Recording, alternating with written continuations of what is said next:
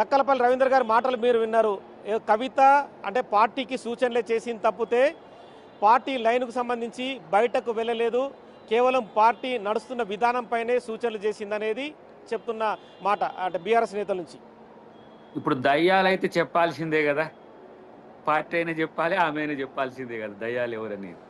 లేకపోతే దయ్యంలాగా పడతారు వాళ్ళు కూడా, నేనేనా దయ్యం అని, నేనేనా దయ్యం అని, నేనా దయ్యం అని చెప్పేసి. కాబట్టి దయ్యాలు ఉన్నారు, వాళ్ళ పార్టీలో దయ్యాలు ఉండబట్టే వాళ్ళకి ఇలా గయాలితనం వచ్చింది. సమస్య అదే. ఇప్పుడు బీఆర్ఎస్కున్న సమస్యలతో పాటు వాళ్ళ అంతర్గత పోరు వాళ్ళకు ఒక సమస్యగా మారబోతున్న క్రమంలో రవీంద్రరావు గారు ఏమంటారు అదే చెప్పగలుగుతారు కదా. పార్టీ లైన్ దాటలేదు. ఇప్పుడు కేసీఆర్ గారికి తెలుసు పార్టీ లైన్ దాటిందా లేదా అనేది. ఇంతకుముందు పుల్లారావు గారు చెప్పినట్టు సర్దు మనుగుతుందా, సర్దుకుంటుందా, సర్దుకోవడానికి అవకాశం లేని స్థితిని కూడా వాళ్ళు విశ్లేషించిండ్రు. మేమంటే పార్టీలు కాబట్టి మా విశ్లేషణ రాజకీయ కోణం నుంచి ఉన్న వారు ఒక న్యూట్రలిస్ట్గా చేసిన పరిస్థితి ఒకటి. కానీ ఇక్కడ దయ్యాలుగా భావించడానికి అవకాశం ఉన్న వాళ్ళు ఎవరు డైరెక్ట్గా అనుకోవాలంటే, ఒకటి కేటీఆర్ కావాలి, 2 హరీష్ రావు కావాలి, 3 సంతోష్ కావాలి, ఇంకా మిగతా వాళ్ళు నాన్ ఫ్యామిలీ మెంబర్స్ కొంతమంది. మనోడు అప్పుడప్పుడు షేర్ సుభాష్ రెడ్డి ఉంటాడు మాకు తెలిసినప్పుడు, ఇంకెవరో ఈ మధ్యకు ఒక 2-3 కొత్త వాళ్ళు వచ్చి ఉండవచ్చు. చుట్టూ అనంటే పార్టీ నాయకుల, వాళ్ళ నాయకుల అనంటే పార్టీ నాయకులు ఎప్పుడు వచ్చిపోయేటోళ్ళు ఆయారాం గాయారాం లెక్కనే ఆ ఫామ్ హౌస్కు. ఆయన ఉండేదే ఫామ్ హౌస్లో, ఫామ్ హౌస్కి వచ్చిపోయేటోళ్ళు అది కూడా చాలా తక్కువ ఉంటుంది. కానీ ఒక్కటి ఈ సంఘటనతో బీఆర్ఎస్కు ఒక హెచ్చరిక లాంటిది ఏంటంటే, అంటే ఎవరు కూడా బీఆర్ఎస్ నాయకుల్ని ప్రశ్నించిన దాఖలాలు లేవు. ప్రశ్నిస్తే వాళ్ళు పార్టీలో ఉన్న దాఖలాలు కూడా లేవు. మరి ప్రశ్నించిన కవిత మన ఏంటిది బీఆర్ఎస్లో ఉంటుందా పోతుందా అనే విషయం పక్కన పెడితే, ఉంటే బిడ్డ కాబట్టి ఆపిండాయి అంటాం, పోతే బిడ్డను కూడా వదలలేదు అనేది కూడా వస్తుంది. ఎటొచ్చి మనోనికి చక్రబంధం వచ్చింది ఎవరు, కేసీఆర్కి సమస్య. సో ఇలాంటి పరిస్థితుల్లో కాంగ్రెస్ పార్టీ మేము వాళ్లకు సూచన లాంటిది ఇచ్చేది ఏంటంటే, మీ దాంట్లో మీరే కొట్లాడుకొని మీరు ప్రజల గురించి ఏడ ఆలోచిస్తారు.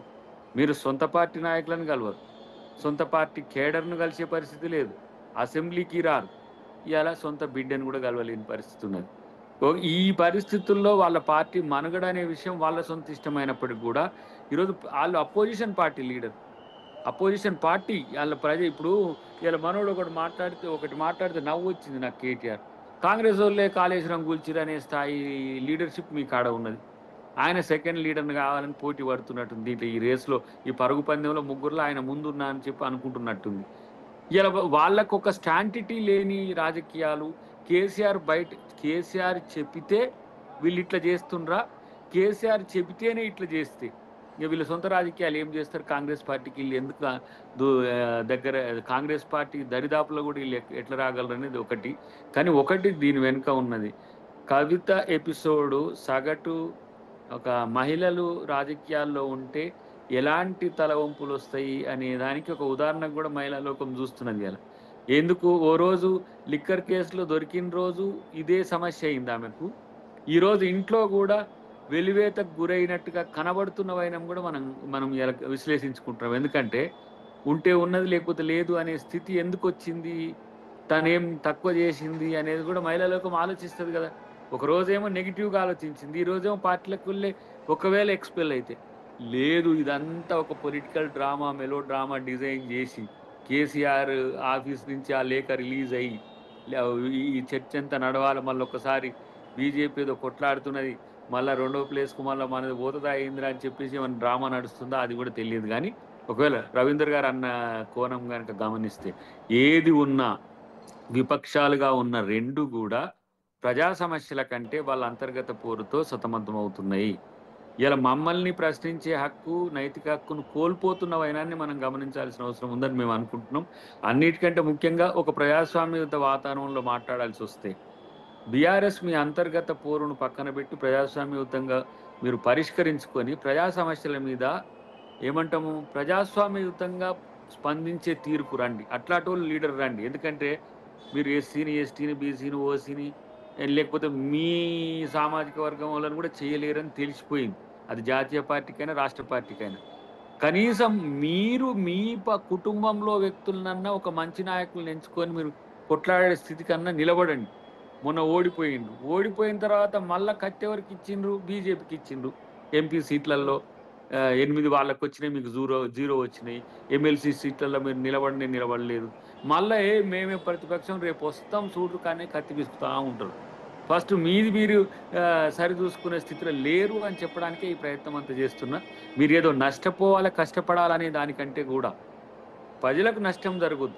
అంటే మీరు ఇప్పుడు వీళ్ళు ముగ్గురు వక్తృత్వ పోటీలు పెట్టినట్టు, పరుగు పందాలు పెట్టినట్టు కాంగ్రెస్ పార్టీ మీద ఒకటే అబద్ధాల ప్రచారాలు చేసింది ఇన్ని రోజులు, ఈ సంవత్సరంన్నర పాటు.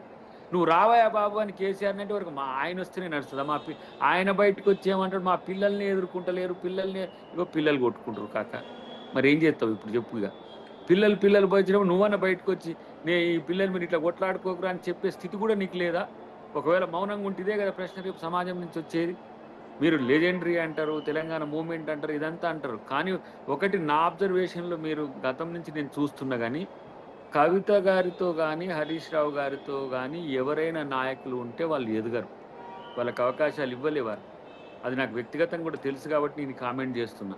కాబట్టి ఇవాళ కొడుకు మీద ప్రేమ ఎంత మేరకు మరి కేసీఆర్ను సక్సెస్ చేస్తుంది, ఫెయిల్యూర్ చేస్తుంది పుల్లారావు గారు, విషయం దయాకర్ గారు లైన్లో ఉండండి. పుల్లారావు గారు,